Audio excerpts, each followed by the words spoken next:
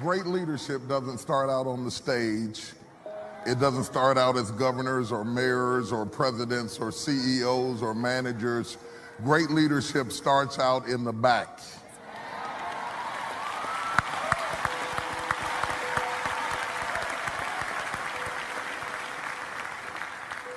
Today we're going to be talking about leadership. We want to prepare your hearts and minds by understanding that leadership starts in the pews. If you're in a church, it starts in the pews. If you're in a business, it starts down in the janitorial booths. It starts with menial things. That's why the Bible said, despise not the day of small beginnings. You have to understand, though, and I want you to get this in your mind and in your heart, and most of all in your head about leadership. When you begin to grapple with leadership and life begins to move you along, career, opportunities, or I believe the presence of the Holy Spirit begins to move you along, because promotion really doesn't come from the east or the west, it really does come from God. It is possible for life to lead you faster than your mind is prepared to handle. God can move you into such a place that positionally you are in a state of leadership, but mentally and emotionally you really haven't got a grip on what life has handed you. And if you don't know what you have, you don't know how to take care of it.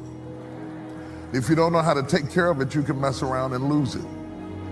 The truth of the matter is, leaders come from ordinary places. They deal with ordinary issues. And I'm going to share some things with you that I think are very, very helpful for you to realize. First of all, I want you to understand that when you're saying to yourself that you want to be a great leader and you want to really go the extra mile and you want to do what has to be done, you're asking for trouble.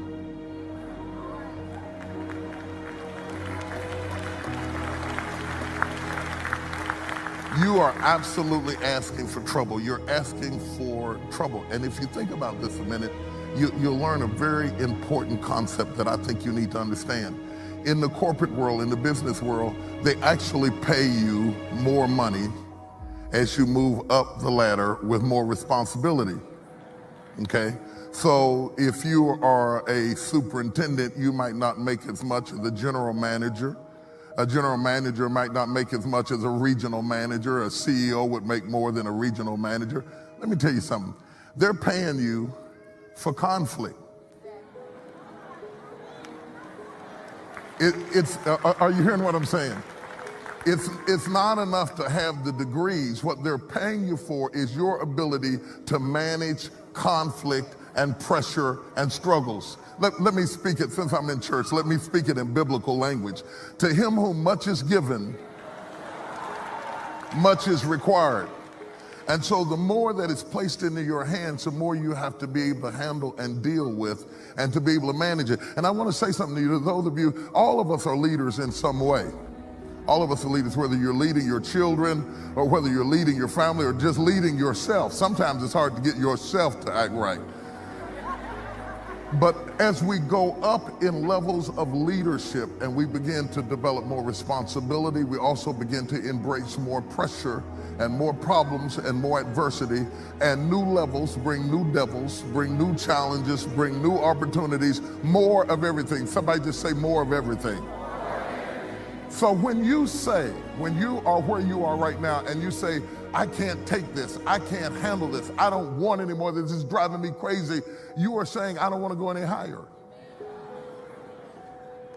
You are rejecting the call to move forward, because moving forward and moving up means more problems. In fact, the problems that you're dealing with right now may be the fact that you are in training for the next level of leadership.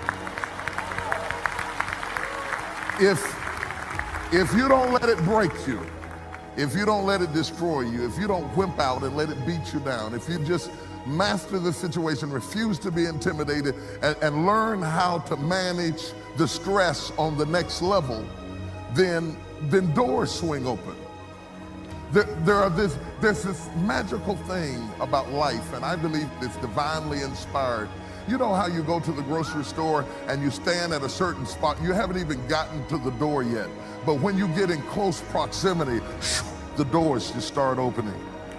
When you can stand on a level of life where you're dealing with opposition and pressure and turmoil and take a licking and keep on ticking, and it might have stressed you out, you might have felt the pressure, you might have felt like breaking, but you didn't break, doors just start opening up for you to go to the next level. When I start talking about dealing with conflict, all of the conflict is not external conflict. Some of it is internal conflict. Because when you come from back there and you start moving up further and further and further, and every step you take takes you to a different level of life and living, sometimes your life is moving faster than your mentality. You can have the desk you dreamed about, the position you wanted, the ministry you wanted, the opportunity you wanted, and everything moved up except your perception of yourself. Are you following what I'm saying to you? And I want you to understand something, that when God begins to move you along in life, it's not an elevator, it's a step-by-step process. So many people attempt to move forward in a rapid motion. They want to go from midnight to morning. They want to go from the basement to the presidential suite in one step. That's not what you want. You don't want to take the elevator, because if you take the elevator and you get it too fast, you can't handle it. You can't handle it. Oh, I know you want the money, but you can't handle the pressure and the problems and the conflict and the criticism and the opposition. And so God has designed it that you would move along in steps, in stages, not too fast. And every time you take a step, you have to kind of balance yourself and get used to this level of opposition, this level of controversy, this level of conflict, this level of criticism, because again, that's what they're paying you for, is managing trouble.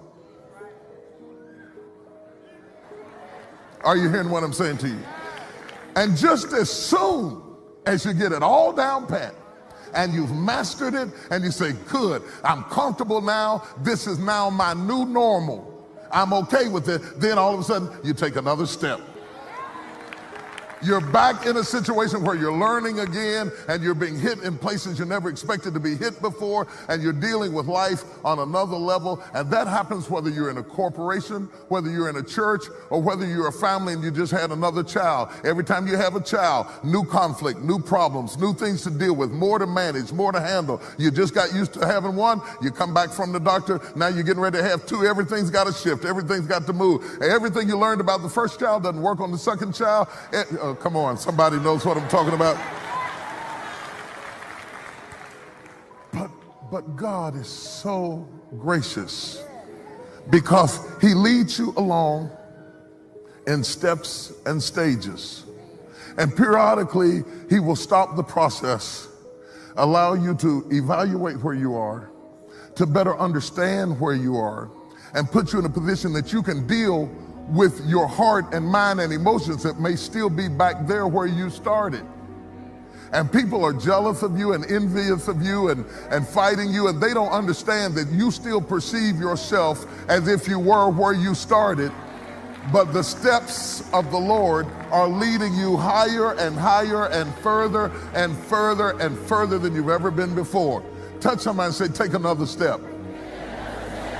There's another step waiting for you. There's another dimension of life, another dimension of leadership, another dimension of problems, another dimension of conflict, another dimension of faith and finances and family and all of that. And if you don't break, and if you don't bow, and if you don't quit, and if you can maintain your faith in the middle of conflict and opposition, if you can neutralize controversy and learn how to take a licking, keep on ticking, keep your mind together, keep your wits about you, then God has ordered steps for you. And I want to tell you something, your eyes have not seen, your ears have not heard the things that God has in store for you.